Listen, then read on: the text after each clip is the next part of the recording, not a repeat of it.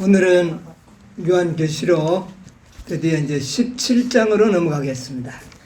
17장에 있는 말씀을 오늘 공부하도록 하겠습니다.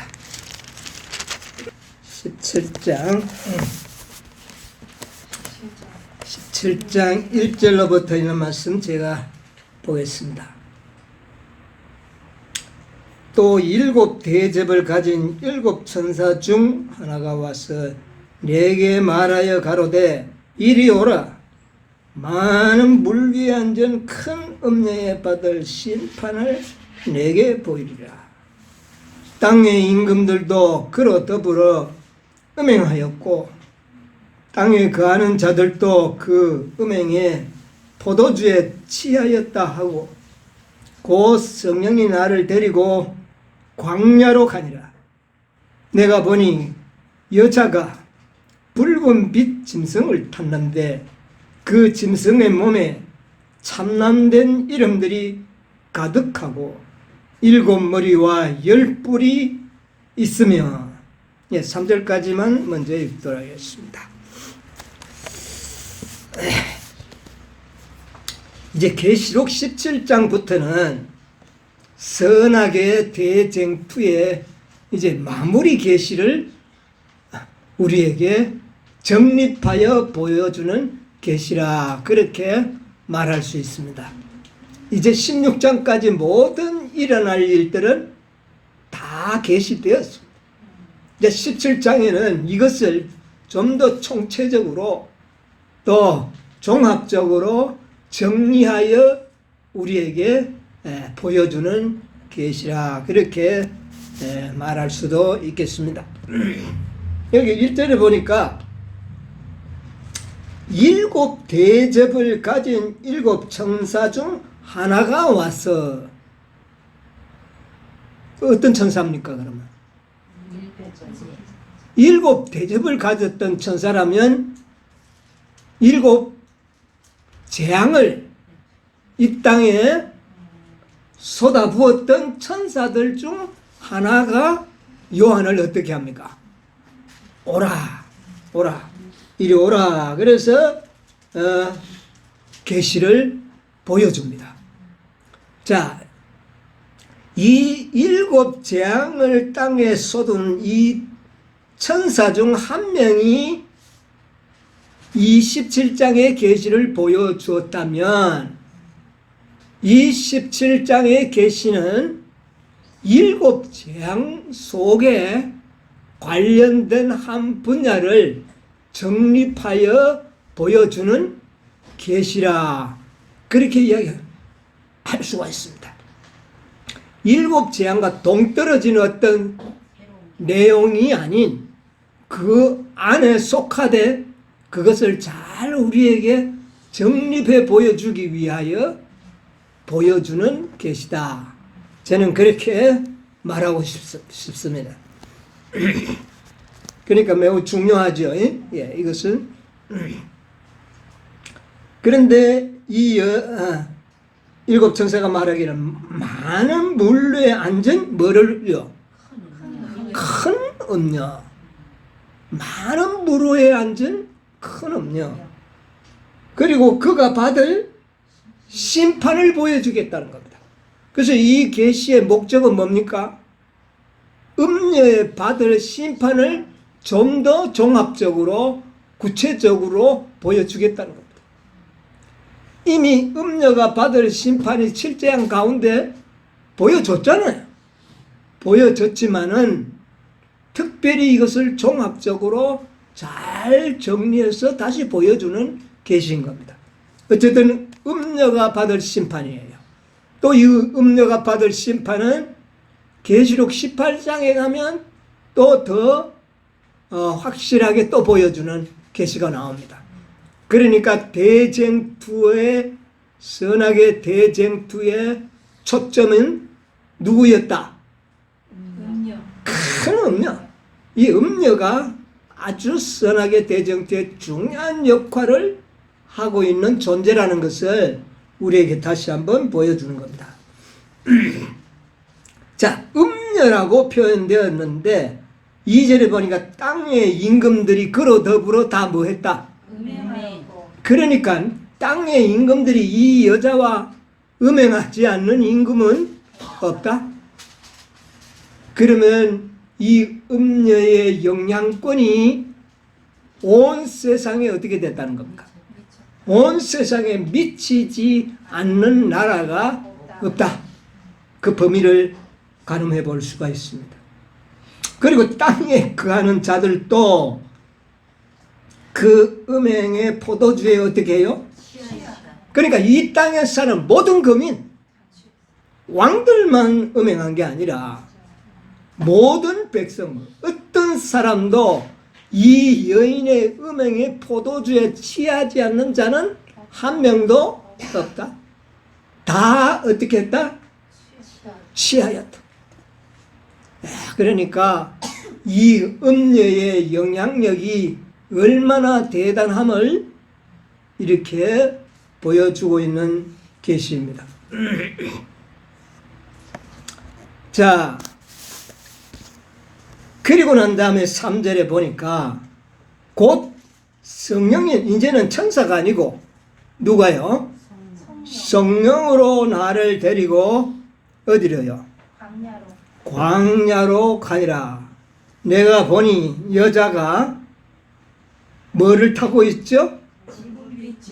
붉은 빛 짐승을 탔는데 그 짐승의 몸에는 참남된 이름이 가득하고 7머리와 10뿔이 있더라. 이런 계시를 보여줬습니다. 자, 그런데 이 음녀는 본래 어디에 앉아 있었습니까? 많은 물 위에 앉아있던 여인이 성령을 통하여 인도하는 곳으로 안내받고 보니까 광야로 안내를 받았는데 거기에서는 보니까 이 음녀가 많은 물 위에 앉아있는 것이 아니고 붉은빛 짐승 위에 앉아가 있는 겁니다. 네. 그래서 이 붉은빛 짐승 위에 여기에는 탔는데 그랬잖아요. 그리고 아까 1절에는 많은 물 위에 앉았다 그랬죠. 앉는 것과 타는 것이 단어는 좀 다른 것 같은데 원어는 똑같은 단어입니다. 네. 물 위에 앉은 것이나 짐승 위에 앉은 것이나 동일한 단어로 이렇게 표현하고 있다는 걸 상식적으로 좀 아시면 좋겠습니다. 그래서 이 법안권의 권세가 많은 물 위에 앉아 있을 때는 그 힘이 어디에서 나오는 것 같았습니까? 많은 물은 뭐를 상징한다고요? 15절에 뭐라 그랬어요? 17장 15절에 또 천사가 내게 말하되 내가 본 바 음녀에 앉은 물은 백성과 무리와 열국과 방언들이니라. 그러니까 이 많은 물 위에 앉았다는 것은 많은 나라들, 백성들, 모든 땅에 사는 거하는 모든 자들 위에 앉았다고 하는 말은 이들의 지지와 추앙을 어떻게 해요? 받았다는 겁니다. 그런데 이 3절에 보니까 이 여자가 또 어디에 앉아 있어요? 붉은 짐승 위에 앉아 있어요. 탔다고 했지만 앉은 것과 동일한 원어의 단어입니다. 그래서 그러면 이것은 또 어떤 의미가 있습니까? 붉은 짐승의 힘과 능력과 권세와 모든 것을 누가 이용하고 있다? 음녀가 이용하고 있다. 같은 의미가 되는 겁니다. 많은 물 위에 앉은 것이나 그래서 사람들의 추앙과 능력과 힘을 얻었던 것처럼 여기에 장면은 음녀가 누구의 힘과 능력? 붉은 짐승의 힘과 능력을 얻는 것으로 같이 표현하고 있다고 말합니다. 그러면 과연 이 붉은 짐승이 뭐냐? 붉은 짐승이 뭐냐? 오늘날 많은 재림교회에서나 일각의 연구가들은 회복될 법안권, 이 앞으로 이 로마 가톨릭이 권세가 어떻게 됩니까? 회복될 것을 이야기했죠. 그 법안권이다. 그렇게 설명하는 분들이 꽤 많이 있습니다. 또 한 부류 단체는 개개인적으로는 개신교 단체다. 우리 전번에 방문했던 그 이장로님도 그렇게 믿는 분들 중에 한 분이죠. 개신교 단체다. 요즘 꽤 이런 논리를 가진 분이 있습니다. 그런데 회복된 법안권이라 하면 7제는 맞는데 8제는 이게 또 설명이 모호해지는 겁니다. 그래서 이게 완벽한 설명이 안 되고 있고, 만약 개신교 단체라고 한다면 어떤 문제가 있느냐? 개신교 단체는 바벨론에 속한 단체죠. 이 바벨론의 의미가 뭡니까? 타락한 교회 단체들을 의미한다. 그러면 개신교 단체는 타락한 교회가 아닙니까? 그렇다면 어디에 속해져야 돼요? 음녀에 속하는 거죠. 음녀에 속해 뿌리는 겁니다. 그래서 개신교 단체와 법안권을 분리하여 설명을 하고 계시된 예언은 계시록 13장에 잘 예언이 나타나 있습니다. 그렇죠? 이 법안권과 타락한 개신교의 관계는 13장이고 지금은 시제가 7째 재앙이 성취되고 다시 덧붙여서 계시를 보여주는 이 장면 속에서는 음녀를 갖다가 뭐라고 이야기했느냐 하면은 바벨론이라고 그랬어요. 바벨론. 음녀를 바벨론이라고 부른다 그랬거든요. 그러면 바벨론은 타락한 뭐다? 교회들이다. 교회를 상징한다고 했어요. 이걸 내가 하나 읽어드릴까요? 대쟁투 382쪽에 대쟁투 382쪽에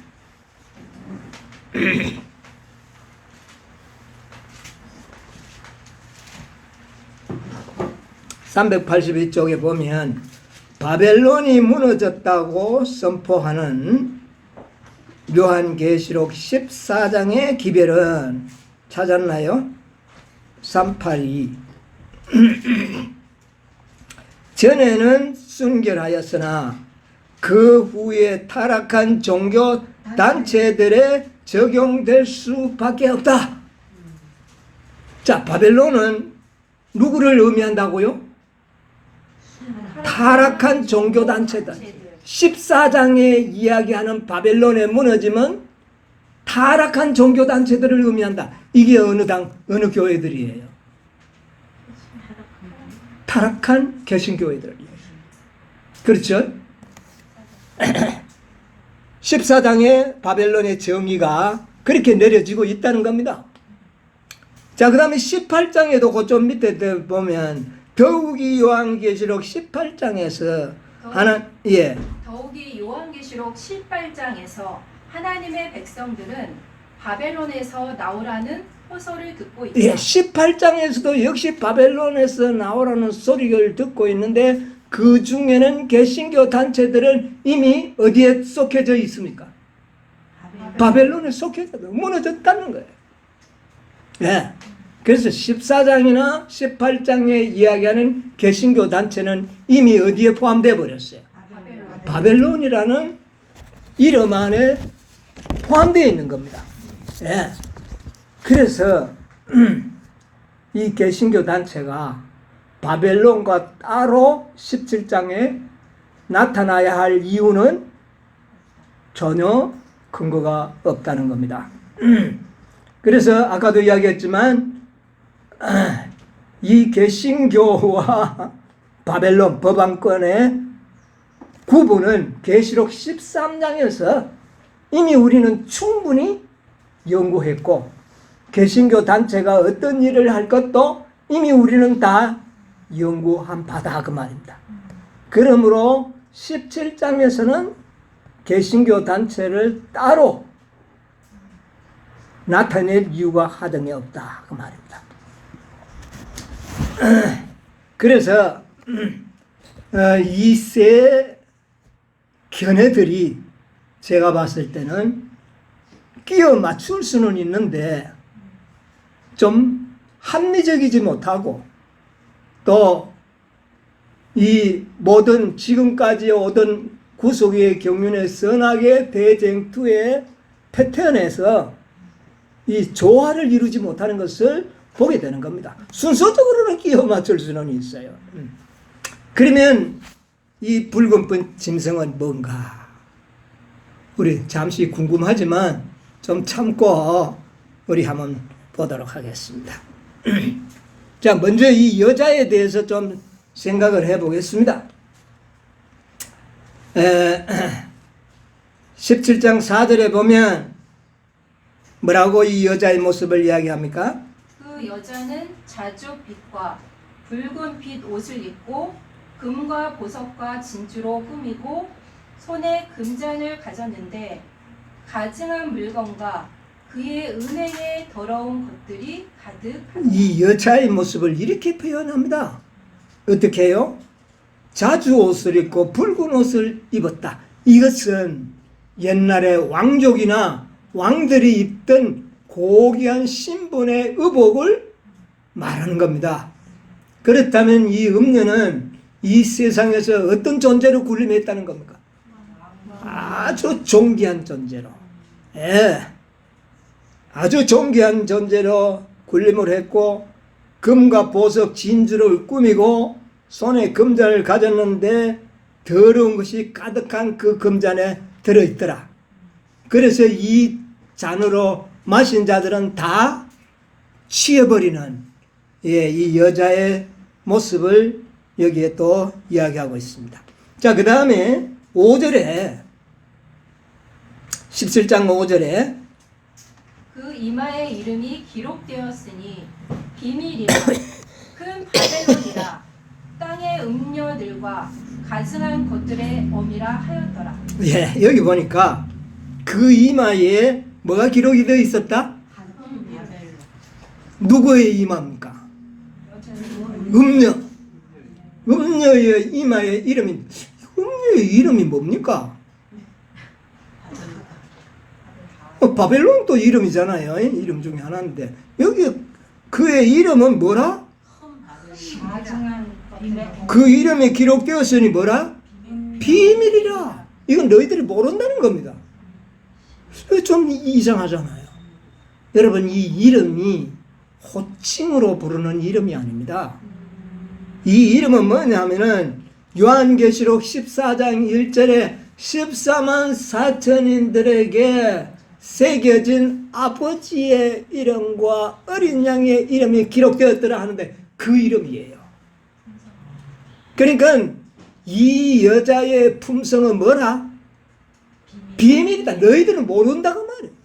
오늘날 이 세상의 모든 사람들은 이 로마 캐토릭의 진정한 품성을 압니까 모릅니까?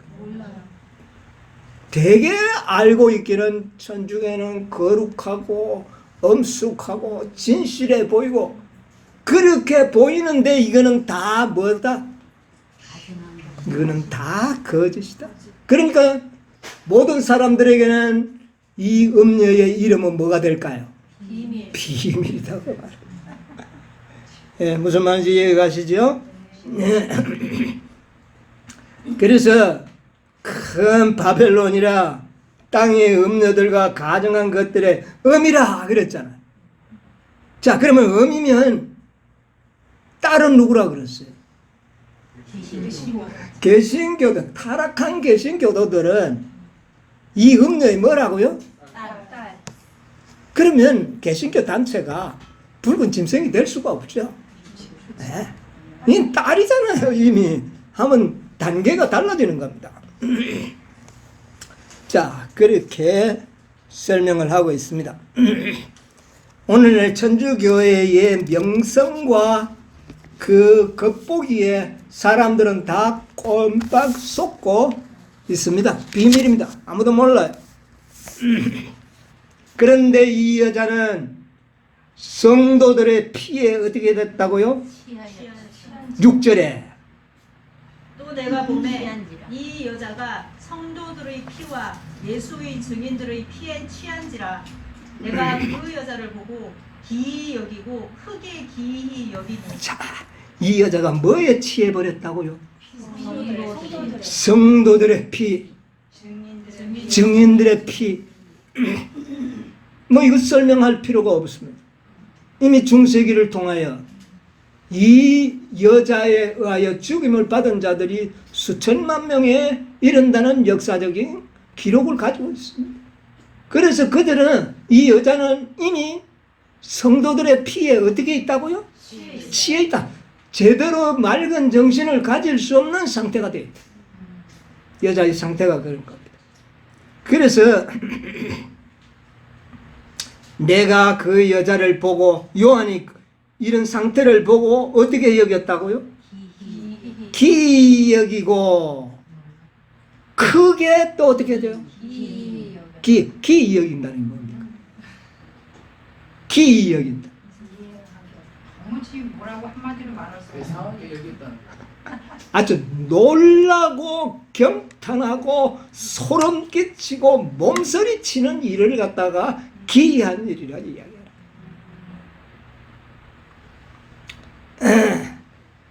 이 기이하다는 말의 의미를 우리가 조금 연구를 해보겠습니다. 어쨌든 예를 들면 어쨌든 이 여자가 하는 그 모든 계시의 모습을 보고 요한은 어떻게 해버린 겁니까? 놀라고 몸서리치고 소름을 끼치는 그런 반응을 요한은 나타냅니다. 너무 놀란 겁니다. 보기보다 이 여자가 행한 일이 너무나 엄청나니까요. 놀랐던 것입니다. 자, 요것을 자 이제 우리가 생각을 하면서 17장 7절을 보세요. 그 천사가 가로되 왜 기이 여기느냐 내가 여자와 그의 탐바 7머리와 10뿔 가진 짐승의 비밀을 내게 이르리고. 자, 요한은 깜짝 놀라가지고 몸서리를 치는데 천사는 뭐라 그럽니까? 이거 보고 네가 뭐 이래 놀라느냐 이 말입니다. 이거 보고 네가 왜 그렇게 놀라느냐? 진짜 놀랄 일이 있다는 겁니다. 진짜 놀랄 일이 있다. 내가 여자와 그의 탐바 7마리와 10뿔 가진 짐승의 비밀을 내게 이르리라. 내가 이 짐승의 비밀을 너에게 보여주겠다. 그러면 어떻게 될까요? 8절에 내가 본 짐승은 전에 있었다가 시방 없으나 장차 무적행으로부터 올라와 멸망으로 들어갈 자니 땅에 거하는 자들로서 창세 이후로 생명책에 농명되지 못한 자들이 이전에 있었다가 시방 없으나 장차 나올 짐승을 보고 기이 여기리라. 예, 천사가 뭐라고 이야기합니까? 네가 이거 보고 지금 여자 보고 놀라느냐? 장차 나올 짐승을 보면 네가 진짜 기절촉병할 것이다. 그 말입니다. 그러니까 여자가 행한 일보다 이 짐승이 행할 일이 더 어떻다는 겁니까? 더 놀랍고 더 잔인하고 더 경이롭고 몸서리치고 소름 끼친다 그 말입니다. 이걸 그렇게 보리라 여기리라. 아직 이것은 이르러 오지 않는 일이라. 자, 그래서 이 붉은 그 짐승을 보고 그렇게 모두가 놀랄 것이라 그랬는데 여자보다 더 놀랍고 잔인스럽고 소름 끼치는 일을 할 수 있는 존재는 이 세상에 어떤 존재가 있을까요? 이제 제가 유추해 나가니까 여러분 이제 대답이 저 자연적으로 나오죠. 이 여자보다 더 잔인스럽고 소름 끼치고 사람을 놀라게 할 일을 행할 자는 개신교 단체다. 말이 안 되는 거예요. 법안권이 학다. 뭐 그게 그건데.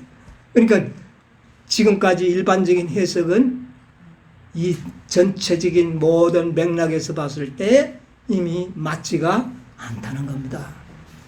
그래서 이 천사는 말하기를 이것을 보게 되면 너희들이 다 기이 여기리라. 이거는 예언이죠. 앞으로 그렇게 될 것이다 그 말입니다. 어떤 존재인가? 이제 우리가 유추해낼 수 있는 것은 사단밖에 더 있겠나? 이 여자보다 더 잔인스럽고 놀랍고 소름 끼치는 일을 행할 자는 사단밖에 더 있겠느냐 그 말입니다. 이 여자보다 더 잔인스러운 존재가 이 세상에 어디 있을까요? 없는 거예요. 네. 그래서 우리는 사단이다 그렇게 이야기를 합니다. 저는 그렇게 믿습니다. 사단이라고 믿습니다. 그래서 이 천사가 요한에게 보여준 붉은빛 짐승의 특징들을 한번 살펴보겠습니다. 3절에 보니까 곧 성령으로 나를 데리고 광야로 가니라. 내가 보니 여자가 붉은빛 짐승을 탔는데. 자, 이 짐승의 색깔이 뭡니까? 붉은빛. 붉은빛 짐승이다. 특징이 붉은색이라는 겁니다. 여러분 이 붉은색이 원문을 보면 코키누스라는 단어인데 주홍색을 이야기합니다. 주홍색. 여러분 주홍색 같으면 좀 여러분 기억나는 성경절이 있지 않습니까? 제가 좋은 같은지라. 이사야 1장 18절 한번 읽어보세요. 1장 18절. 여호와께서 말씀하시되 오라 우리가 서로 변론하자. 너희 죄가 주홍 같을지 뭐 같을지라도 주홍 같을지라도 이게 똑같은 단어예요. 예, 주홍색은 죄를 상징하는 색깔입니다. 자, 이 짐승은 무슨 색깔을 가졌다고요?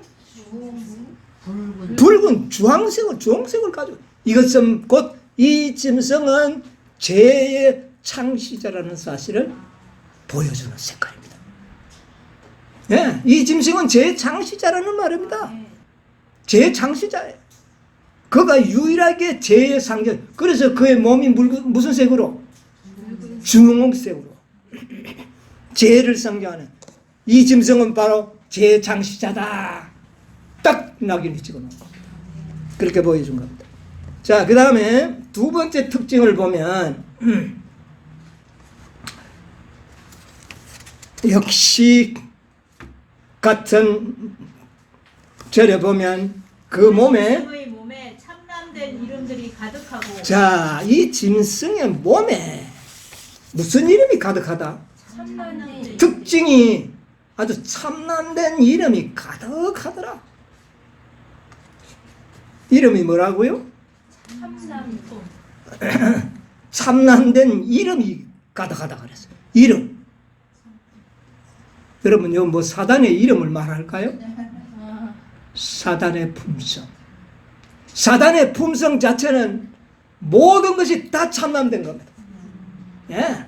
사단의 생각, 사단의 말, 사단의 행동, 모든 것이 다 어떻게 해요? 참. 그러니까 몸 전체가 참남다. 여러분, 이 참남된 이름이 기록된 짐승이 하나 있는데 계시록 13장에 보면 복합짐승에 7머리에 참남된 이름이 기록됐어요. 그건 몸에 기록된 게 아니고 머리에만 기록되어 있어요. 이건 생각만 악한데, 자, 이거는 뭐가 악한 겁니까? 몸도 세포가 다 악한 겁니다. 이 붉은 짐승은 참남되지 않은 것이 하나도 없다는 겁니다. 그걸 어디에서 찾아볼 수 있느냐? 이사야 14장 12절로 13절 보세요. 이사야서 14장 12절로 14절.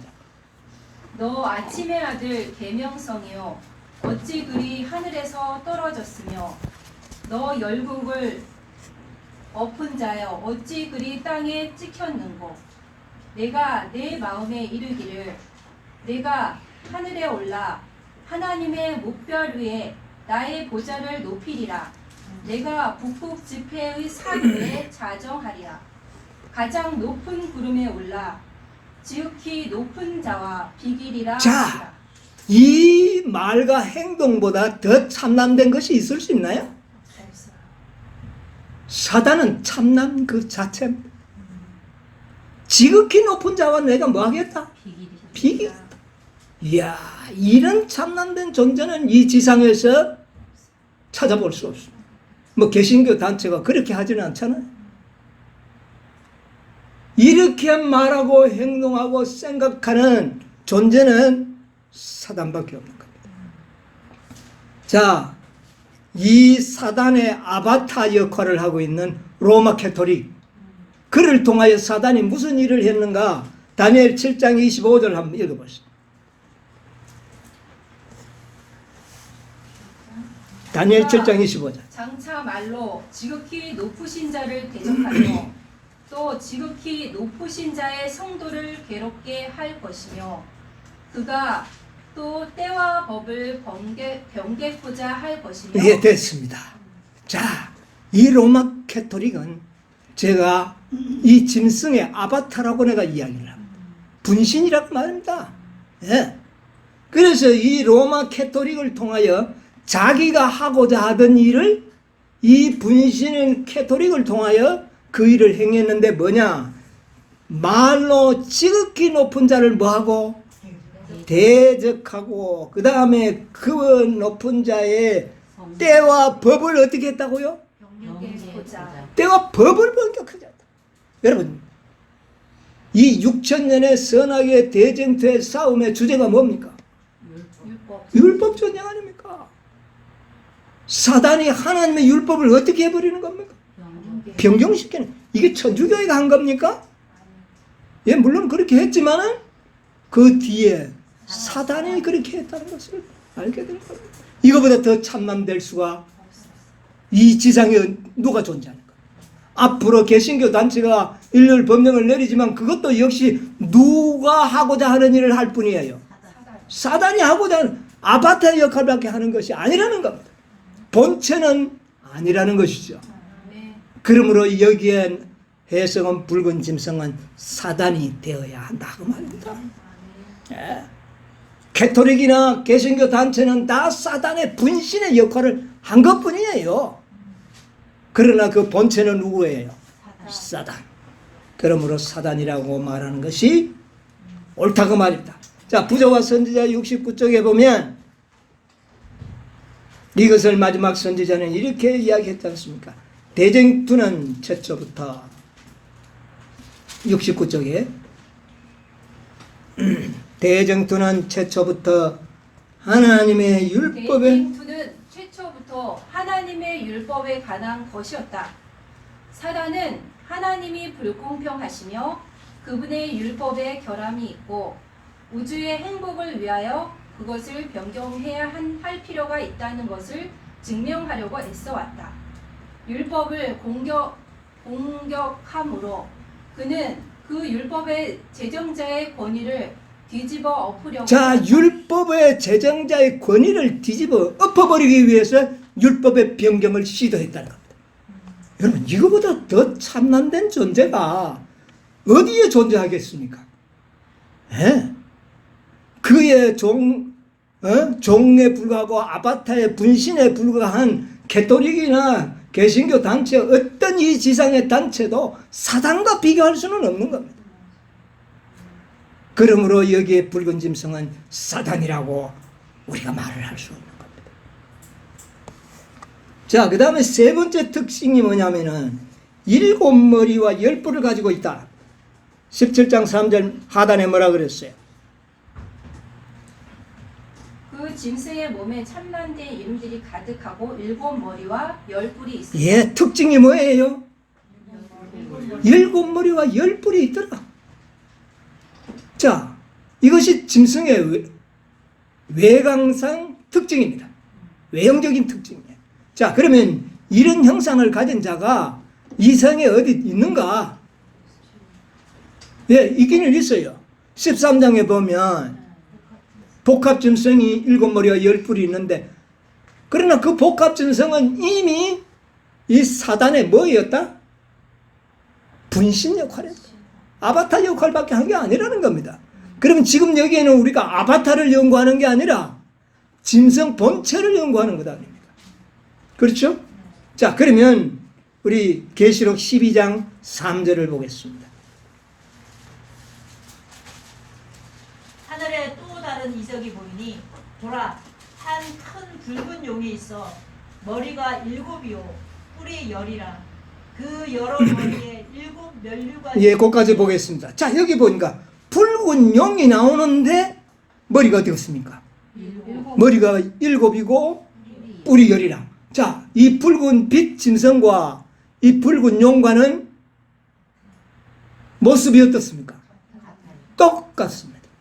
전혀 다른 것이 없어요. 근데 이 붉은 용은 뿔에 뭐가 있었느냐 하면 멸류관이 있었는데 17장에는 10뿔에 멸류관이 없어요. 기록이 없어요. 그럼 이건 뭐가 다른가? 여러분, 모자 썼다가 벗었다고 해서 신분이 달라집니까? 그거 아니죠? 예. 모습은 멸류관을 쓰고 안 쓰고는 관계가 없는 겁니다. 이 왜 멸류관을 쓰고 안 쓰고 이 표현을 달리 했는지는 막 간단하게 나중에도 한번 제가 말씀드리겠지만은 12장에 나오는 용은 지금까지 17장까지 7재앙이 내리기 전까지는 늘 승리가 있었습니다. 사단에게는. 그러나 마지막 대쟁투의 장면에는 사단과 10뿔은 뭐를 가져오지 못합니까? 승리가 없으니까 멸류관이 없는 겁니다. 네? 나중에 좀 상세하게 설명을 드리겠습니다. 어쨌든 그렇다는 말입니다. 그래서 바로 이 계시록 17장에 나오는 붉은 빛 짐승의 모습은 사단과 동일하고 사단이라는 것을 의심의 여지가 없는 겁니다. 자, 그리고 9절에 보세요. 9절에 뭐라고 정의를 내렸습니까? 큰 용이 내어 쫓기니 옛뱀 곧 마귀라고도 하고 사단이라고도 하는 온 천하를 꿰는 자라. 땅으로 내어 쫓기니 그의 사자들도 저와 함께 내어 쫓기니라. 이 우주 안에 7머리와 10뿔을 가진 존재는 마귀와 사단밖에 없습니다. 그 다음에 그의 분신, 분신은 우리가 이야기할 필요가 없어요. 지금. 사단밖에 없어요. 그러면 이 붉은 짐승이 머리가 7이고 10뿔이라면 누구와 동일하다는 거야? 사단과 동일한 존재라는 것을 의심할 필요가 없다는 겁니다. 예. 그래서 여기에서 우리는 그것을 찾아낼 수가 있는 겁니다. 자, 그 다음에 네 번째 특징을 보면 17장 3절 서두에 보면 곧 성령으로 나를 데리고 광야로 가니라. 자, 여기 보니까 성령께서 요한을 데리고 어디로 갔습니까? 광야로 갔다. 왜 광야로 가느냐? 여러분, 광야가 뭡니까? 광야. 허허벌판.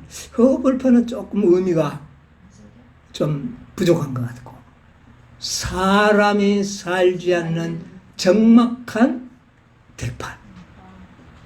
사람이 살 수 없는 적막한 들판. 사람이 안 살아요. 그러니까 오늘날 말하는 저 사막들, 이런 것들을 광야라 그래요. 왜 광야로 데리고 갔을까요? 이 짐승을 보여주는데 광야에서 보여주는 겁니다. 그럼 광야와 사단과 어떤 관계가 있는가? 여러분, 의문이 좀 가지 않습니까? 왜 광야에 붉은 짐승이 있느냐고 말이에요. 예? 여러분, 이 광야라는 말은요, 성경에서 이야기하는 문자적으로는 사람이 살지 않은 황막한 들판을 이야기하지만 상징적으로는 사단이 거처하고 있는 땅으로 묘사되고 있습니다. 신의 은신처로 묘사됩니다. 자, 우리 마태복음 4장 1절로 2절을 한번 보겠습니다. 그때 예수께서 성령에게 이끌려 마귀에게 시험을 받으러 광야에 가사. 자, 여기 보니까 예수님께서 성령에 이끌어 마귀에게 시험을 받으러 어디로 갔다고요? 광야로 왜 갑니까? 마귀가 어디 살고 있으니까? 광야에 마귀가 살고 있으니까 광야로 성령께서 예수님을 데리고 간 것. 누구에게 시험을 받으려고? 사단. 그래서 이 광야는 사단의 은신처요 거주지라는 의미를 가지고 있습니다.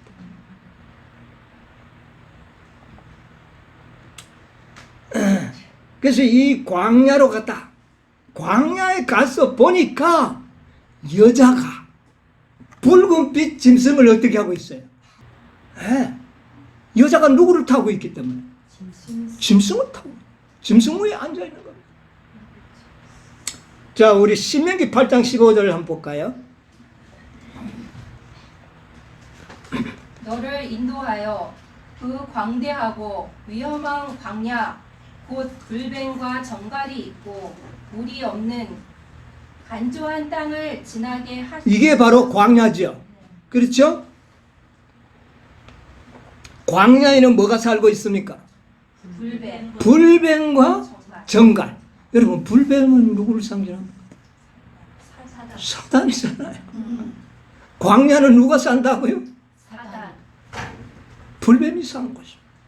그리고 정갈이 살아요. 정갈은 뭐를 상징합니까? 죄에 쏘는 것. 예.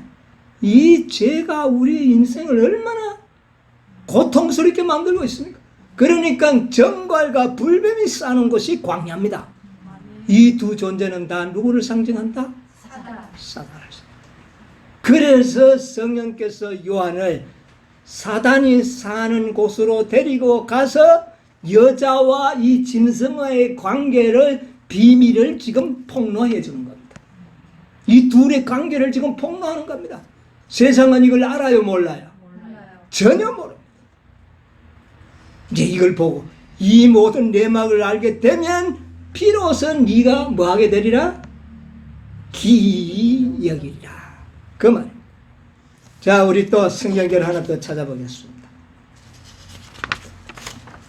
레위기 16장 21절. 아론은 두 손으로 산 염소의 머리에 안수하여 이스라엘 자손의 모든 불의와 그 범한 모든 죄를 고하고 그 죄를 염소의 머리에 두어 미리 정한 사람에게 맡겨 광야로 보낼. 그런데 이 광야에만 있어야 할 사단이 교회에도 들어오고 성도들의 단체에도 들어오고 세상 사람들에게 들어와서 그들을 미혹했던 겁니다. 그래서 나중에는 어떻게 한다고요? 이 아사셀 염소를 잡아가지고 어디에 보내는 겁니까? 광야. 네가 본래 살던 광야로 보내서 거기서 죽게 만드는 것이 구속의 경륜입니다. 그래서 이 광야라는 말의 의미를 이렇게 우리가 연구해 봤을 때 사단이야말로 광야에 사는 존재라는 것을 의심의 여지가 없이 우리는 확인하게 되는 겁니다. 자, 그런데 우리가 여기에서 이제 모든 특징들이 보니까 이 붉은빛 짐승의 특징이 누구와 분명하다. 사단과 동일한 존재임이 확실하다. 여러분, 이거에 대한 분명한 해석이 없으면은요, 요한계시록 마무리 해석이 잘 안 됩니다. 이거 잘 알아야 돼요. 자, 그 다음에 17장 3절에 보니까 이 여자가 붉은빛 짐승을 탔는데 그랬죠. 자, 그 다음에 7절에 보세요. 17장 7절에. 천사가 가로되 왜 기이 여기느냐 내가 여자와 그의 탄바 7머리와 10뿔 가진 짐승의 비밀을 여기에서 보니 천사가 말하기를 여자 보고 깜짝 놀랐는데 왜 이걸 보고 네가 놀라느냐? 내가 여자와 그 탄바 짐승 탄바 7머리와 10뿔 가진 짐승의 비밀을 이걸 네가 알게 되면 이제는 정말 뭐하리라? 진짜 기이하리. 그런데 여자가 그의 탄바 붉은 짐승을 탔다고 말이죠. 그런데 3절에 짐승을 탔다는 단어와 그 다음에 이 7절에 탔다는 단어가 좀 달라요. 3절에 나오는 짐승을 탔다는 말은 카데마이라는 단어인데 그냥 앉아있다는 말입니다. 그 위에 앉아있다. 자정해 있다. 그런 의미를 가지고 있는데 이 7절에 나타난 이 탄바 탔다는 말은 바스타조입니다. 바스타조의 뜻은 문자적인 뜻은 운반하다.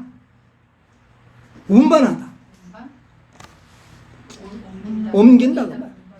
자, 그러니까 이 짐승이 누구를 운반하고 있다? 아니지. 짐승이 사단이 여자를 운반하고 있다. 이런 뜻이 되는 겁니다. 자, 그럼 운반한다는 말이 뭔가 이 용례를 성경에 좀 찾아보니까요. 로마서 11장 18절을 한번 보세요. 11장 18절.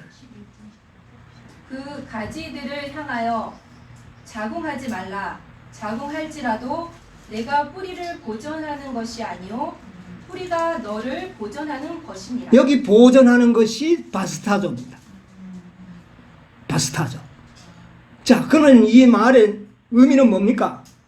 뭐 나무가 가지들이 있고 나무 위에가 뭐 이렇게 어깨 힘 줘 봐야 힘의 근원은 어디에 있다? 뿌리가 너희를 그렇게 하는 거지 너희가 뿌리를 보존하는 게 아니고 뿌리가 너희를 보존한다. 그러니까 모든 힘의 원천의 근원이 어디에 있다는 겁니까? 뿌리에 있다. 그러면 여자를 운반하는 이 여자의 권세와 능력과 보좌의 근원은 어디에 있다? 뿌리, 사단에게 있다 이 말입니다. 이 관계를 설명하는 거예요. 그래서 이것은 이 타기는 탔는데 그냥 이렇게 보좌 이렇게 타는 게 아니라 아빠가 어린아이를 목말 태우는 것과 같이 태우는 겁니다. 아이를 딱 목말 태워가지고 가면 아빠는 아이가 떨어질까 봐 조심스러워서 걸음도 제대로 못 걷고 이렇게 가는데 위에 타고 있는 아이는 어떻습니까? 우와 하고 막 이런 우와 해봐야 아이에게 능력이 있는 게 아니고 그를 운반하고 있는 누구에게? 아빠에게 있듯이 여자가 지금 이 세상에 그렇게 온 임금들과 통치하려고 하고 있지만은 그의 모든 힘과 능력과 보좌의 힘은 어디에서 나왔다? 사단에게서 나왔다. 이것을 이야기합니다. 이 탔다는 말의 의미가 이 단어를 통해서 이렇게 나타나는 겁니다. 자, 계시록 13장 2절을 확실하게 한번 확인하고 넘어가겠습니다. 13장 2절. 내가 본 짐승은 표범과 비슷하고 그 발은 곰의 발 같고 그 입은 사자의 입 같은데 용이 자기의 능력과 보좌와 큰 권세를 그에게 주었다. 여기에 나타난 표범과 같은 짐승은 바벨론이죠. 이 바벨론의 모든 보좌와 능력과 권세는 어디에서 있다? 용에게 있다. 무슨 말인지 아십니까? 그러니까 이 큰 음녀와 13장에 나오는 복한 짐승과 바벨론은 똑같은 존재죠. 동일한 존재라 그 말입니다. 그런데 그 존재의 모든 능력과 힘과 권세는 어디에서 나온 것이다? 용에게서, 사단에게서 나온 것이다. 이것을 말하는 겁니다. 여러분, 사단의 능력이 없었다면 어떻게 로마 캐토릭이 그런 능력과 권세를 행할 수가 있겠느냐 그 말입니다. 불가능한 일입니다. 예? 사단의 능력과 보좌와 권세를 주지 않는 이상에는 불가능한 일이. 그런데 이제 보니까 요한이 이제 보니까 그 능력이 어디에서 오더라? 사단에게서. 그래서 이 요한이 참 기이 여기고 기정초풍을 하는 겁니다. 17장 7절에 뭐라 그랬어요? 천사가 가로되 왜 기이 자, 여자 보고 기이 여기니까 그거 보고 네가 왜 기이 여기냐? 그건 아바타인데. 그게 본체가 아닌데. 네가 이 짐승을 알게 되면 네가 진짜 기이 여기리라. 자, 17장 8절 다시 한번 읽어봅시다. 내가 본 짐승은 전에 있었다가 시방은 없으나 장차 무저갱으로부터 올라와 멸망으로 들어갈 자니 땅에 거하는 자들로서 창세 이후로 생명책에 농명되지 못한 자들이 이전에 있었다가 시방 없으나 장차 나올 짐승을 보고 기이 예, 여기리라. 앞으로 나올 이 여덟째 짐승 이걸 보게 되면 너희들이 뭐하리라? 진짜 놀라고 놀랄 것이다. 그러니까 여자가 행한 모든 것은 누구의 일을 행한 것뿐이다? 사단의 일을 행한 것뿐이었어요. 그러니까 진짜 놀랄 일은 어디에 있는 겁니까? 이 붉은 짐승의 행동에서 나올 것이라 그 말입니다. 그래서 그 붉은 짐승의 특징을 8절부터 나오는데 이건 다음 안식일부터 연구하겠습니다. 무저갱에서 나오고 뭐 어쩌고 나오는 이것을 우리가 연구를 해보면 더 사단의 존재가 분명하게 드러나는 겁니다. 자, 그러면 왜 앞으로 나타날 이 짐승을 보고 놀랄 수밖에 없을까요? 왜 놀랄까요? 이 사단이 앞으로 어떤 일을 하니까 놀랄까요? 이제 이걸 우리는 좀 알고 오늘 이 시간을 마쳐야 되겠어요. 왜 그럴까요? 앞으로 이 짐승이 계획이 뭡니까? 왕이 돼 모두가. 예, 물론 왕이 되는데 왕이 되기 위해서는 이 땅에 살고 있는 14만 4천인들을 다 죽이고 이 계획을 갖고 있는 겁니다. 죽이고 그 다음에 이 땅에 재림하시는 어린 양이 이 땅에 오지 못하도록 싸운다는 거예요. 어린 양과 싸운다는 거예요. 여러분 어린 양과 싸우는 것 17장 14절 한번 보세요. 읽어보세요. 저희가 어린 양으로 더불어 싸우려니와 누가요? 열불과 짐승이 어린 양은 싸우게 돼. 이 어린 양이 지금 뭐 하러 오시는데요? 재림, 추수하게 재림으로 오는데 그와 더불어 싸우겠다. 이 땅에 발을 붙이지도 못하고 도망가도록 그렇게 만들 일을 누가 기획하고 있다? 사단. 여러분 기절초풍할 일 아닙니까? 이걸 누가 기획하고 있어요? 붉은빛 짐승이. 그래서 이 지구를 창탈하고자 하는 계획을 가지고 있다고 말합니다. 이것이 폭로될 때에 진짜 너희들은 뭐 하게 되리라? 여러분 오늘날 이 세상이 이걸 알고 있나요? 모르고 있어요. 이것을 알게 되면 너희들은 정말 기이 여길 것이다. 사단의 모든 음모를 이 17장에서 폭로하는 겁니다. 놀라운 일 아닙니까? 오늘날 우리에게 이렇게 놀라운 일을 미리 보여주시고 그 일을 위하여 대비하도록 해주신 우리 하나님께 영광을 돌려야 하겠습니다. 아멘. 14만 4천은 다 죽이고 예수 그리스도가 이 땅에 오지 못하도록 싸워서 쫓아내 보내고 이 지구는 결국 누가? 자기가 통치하고 살겠다는 것이 사단. 이 음모가 실제적으로 나타날 때 얼마나 두렵고 놀라운 일이 될 것이냐고 이 계시를 17장에서 보여준 겁니다. 아무쪼록 우리 이 영광스러운 하나님의 구속의 경륜 속에서 나타날 사단의 음모, 사단과 음녀의 합작품을 17장 계시를 통해 우리에게 보여준 겁니다. 거기에 합당한 믿음의 준비를 우리 다 이루게 되시기를 간절히 바라면서 오늘 말씀을 마치도록 하겠습니다. 아멘.